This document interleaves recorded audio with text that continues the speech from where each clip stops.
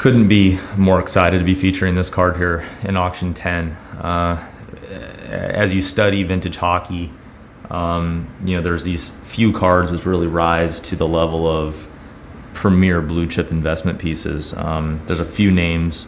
Most sports have a few names. Hockey, there's maybe 3 or 4 from the post-war era. Howe, Orr, Gretzky. Those are certainly 1, 2, and 3. Many consider the Bobby Orr rookie to be the preeminent vintage hockey card to own, and it's hard to argue with. What makes this example so exciting is the quality. I'll go out on a limb and say this is the best 8 in the world. I've never seen one even close. And in a lot of ways, this card has attributes that seem even better than the 8 assigned. It's almost dead centered. It's got great print. The edges are immaculate.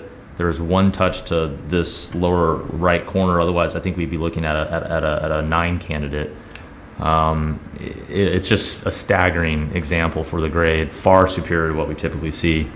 And for those who are looking for the best of the best, this definitely qualifies. It's fun when we get a chance to feature cards like this because they transcend what we typically see for the issue so much that it makes the job exciting, I guess.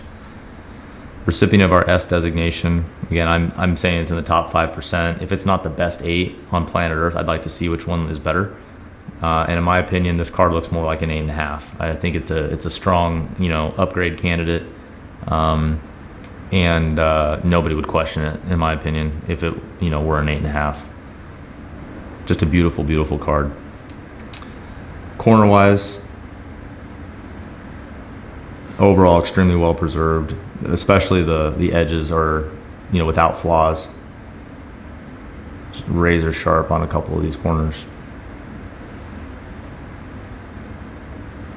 And as I mentioned, this lower right has just the smallest touch, just a tick at the extreme tip there. And honestly, if it wasn't for that, that's about the only thing that I see that really keeps the card from being like a 9 candidate in my book. And from the back,